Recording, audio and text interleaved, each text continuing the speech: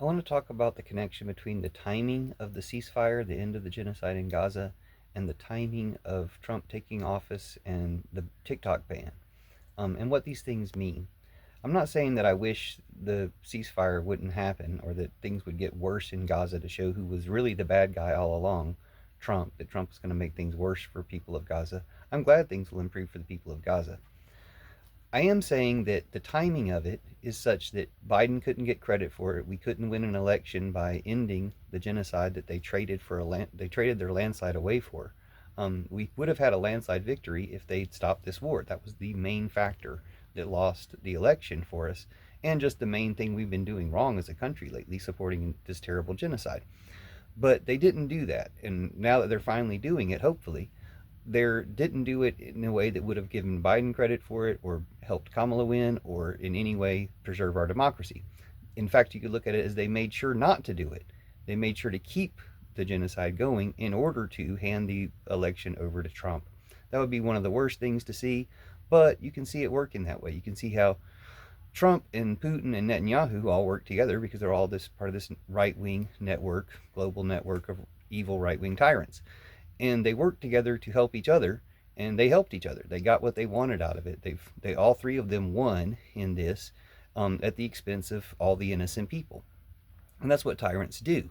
But they made it look like Biden had to own the genocide, and he could have done more to stop it, but uh, why didn't and he could have done what he's finally done to stop it now, but he's not going to get credit for that. Trump's going to get credit for that, which when you think about what Trump succeeded at, the only good things he ever did was stopping something bad he did or fixing a problem that he'd previously solved. And I can't really think of examples, but saving TikTok would be one of those. And of course, once again, the Democrats really helped him put the TikTok ban, threat of a TikTok ban, in place. So if he saves TikTok, or if he gets credit for saving TikTok, or his hand-picked, Putin captured Supreme Court decides to preserve TikTok, we will be good and better off for that because TikTok is good. In fact, that will probably backfire on because TikTok's so good, it'll probably help us overthrow their evil regime.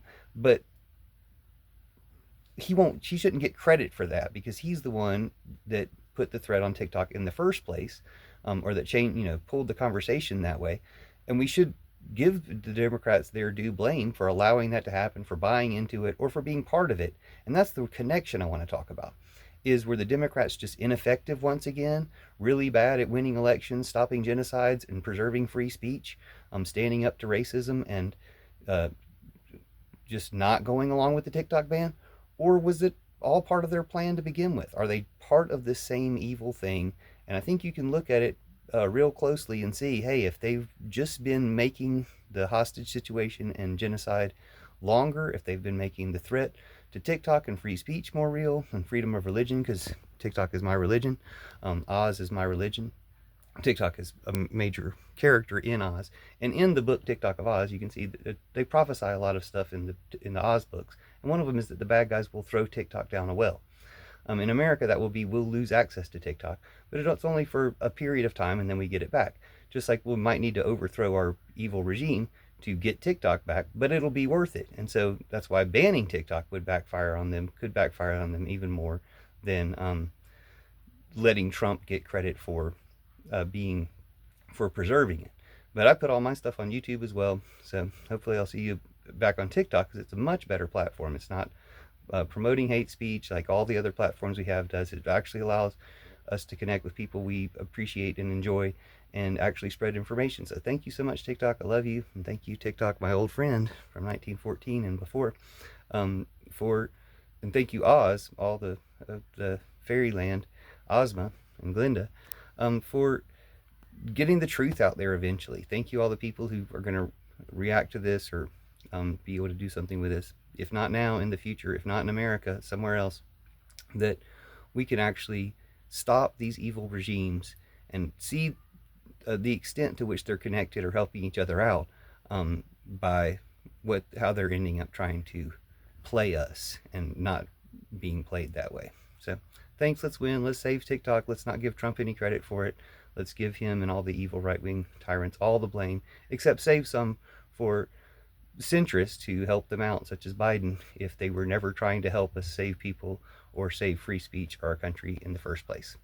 And we need some progressive left leadership. So hopefully President AOC, President Jasmine Crockett, or somebody good who wants to step up and lead the country the way we've been neglecting to go the entire time. It's the true way to go towards a world without any war, without any money, towards the future that Oz represents. Love you. Thanks, TikTok. Love you forever. See you soon.